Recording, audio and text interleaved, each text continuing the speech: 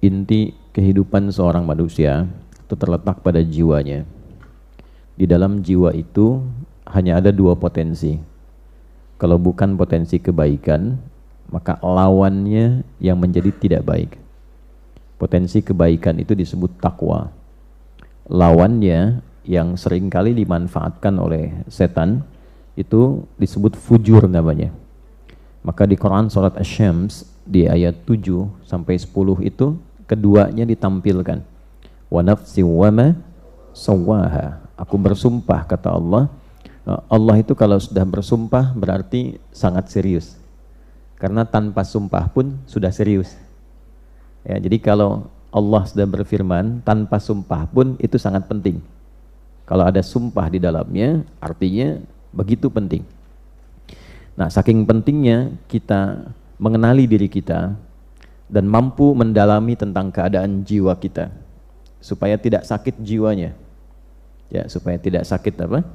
Jiwanya. Jadi penyakit jiwa itu bukan kondisi orang yang tidak sadar melakukan tindakan-tindakan tercela yang biasa pada umumnya tercela dia lakukan, tapi ditoleransi karena dinilai dalam keadaan tidak sadar. Penyakit jiwa sesungguhnya adalah orang yang tidak mampu mengoptimalkan potensi baiknya sehingga dominan dikuasai oleh potensi buruknya, dan keluarlah kemudian tindakan-tindakan yang negatif yang menyimpang dari fitrah kejiwaannya.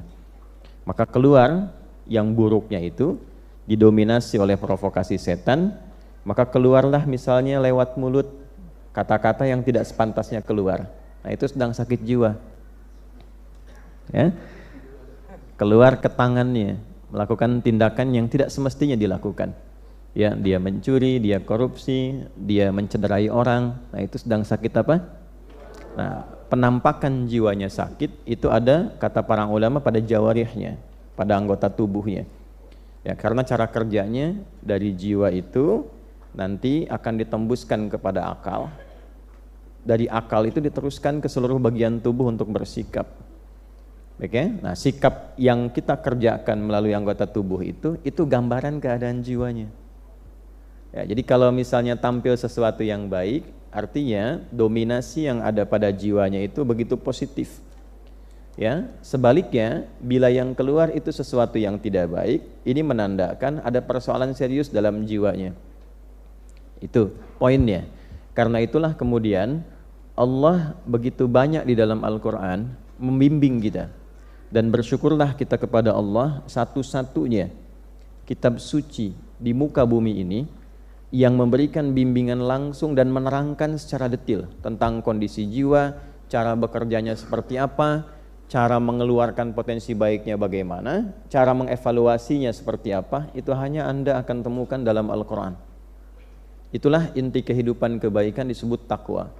Karena itu sering kita temukan di dalam Al-Quran amanat-amanat untuk meningkatkan takwa. Meningkatkan itu artinya mengeluarkan potensi itu sebaik-baiknya. Meningkatkan jiwa yang baik untuk dibawa ke lisan, dibawa ke mata, dibawa ke telinga, dibawa ke tangan, dibawa ke kaki. Nah, untuk mengeluarkan potensi takwa itu kan butuh cara kan? Sama dengan kita mengeluarkan potensi ilmu harus belajar kan? Caranya belajar dengan membaca, menganalisis, memahami dari mulai pendidikan anak usia dini, kelompok bermain KB, TKA, TKB, habis itu S semua kan? SD, SMP, SMA, S1, S2, S3, S4, kerupuk 2 kan? Dingin semua tuh. Itu adalah cara. Nah, cara itu dalam bahasa Arab kalau dia luas, besar, itu disebut dengan syariat. Dari kata syari' artinya jalan. Bagaimana cara Bapak Ibu datang ke Masjid An-Nur ini? Melewati jalan. Nah, jalanan luas itu disebut syari' namanya. Kalau jalannya itu kecil, kadang berliku, itu thoriq namanya. Jelas ya? Nah, syari' jalan yang luas. Anda kesini caranya melalui jalan itu. Kita belajar pengetahuan melalui jalan menuntut ilmu. Nah, sama cara kita meningkatkan takwa, mengeluarkan butuh cara. Nah, cara kalau dikumpulkan dalam bentuk ajaran disebutnya syariat namanya. Maka kita temukan di dalam istilah Islam itu ada syariat. Syariat Islam, syariat itu cara kita meningkatkan takwa supaya takwa itu keluar membuat diri kita semakin lebih baik. Jadi orang itu kalau sudah berislam, mengerjakan syariat pasti jadi baik. Tidak ada orang Islam yang tidak baik, kecuali yang mengatakan dirinya muslim tapi tidak mengerjakan jalannya, sehingga tidak mampu berislam dengan cara yang baik. Bapak Ibu boleh cek, saya kan sering katakan di berbagai kesempatan, kenapa Islam itu ketika dituntun oleh Nabi Muhammad SAW dan dipraktekkan, dituntun dan dipertontonkan di kalangan masyarakat, dipilihkannya oleh Allah di tingkat kriminal yang tertinggi pada masa itu, sehingga disebut jahiliyah. Kenapa tidak di tempat orang-orang yang mungkin sebagiannya ada yang baik gitu, tapi dipilihkan yang memang tingkat kriminalnya paling tinggi untuk menunjukkan betapa istimewanya Islam itu.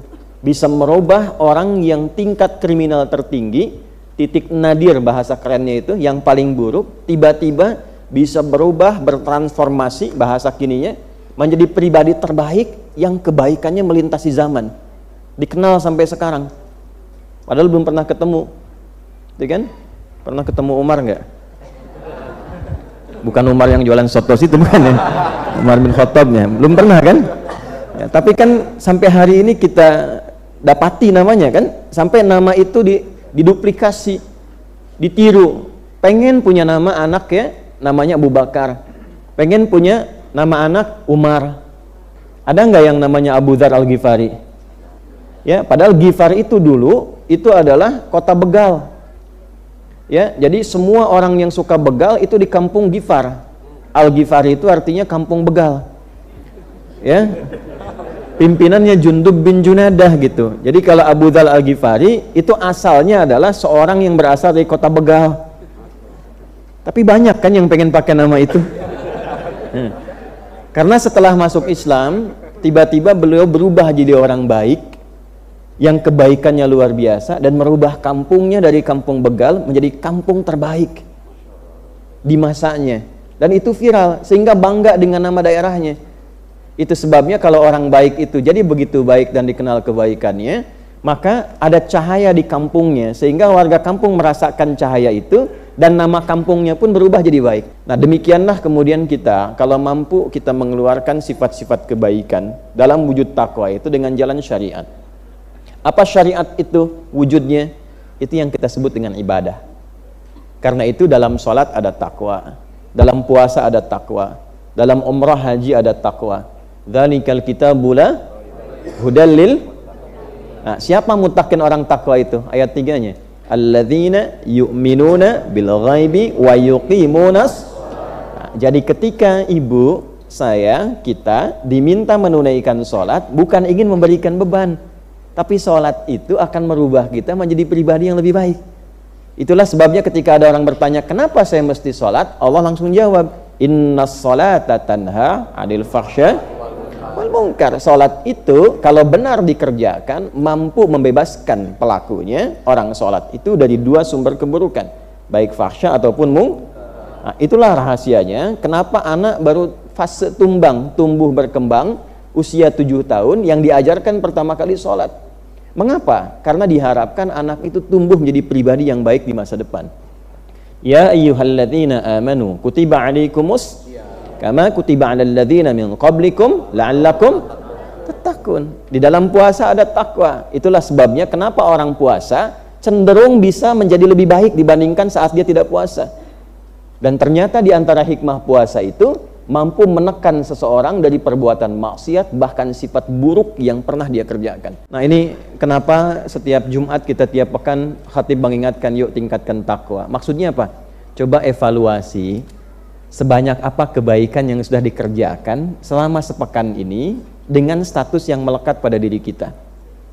Misal datang ke Jumat ya, ketika mendengar khatib mengatakan, jamaah sekalian, mari kita tingkatkan takwa. Lekatkan statusnya. Sebagai anak, berapa kebaikan yang telah kita munculkan kepada orang tua?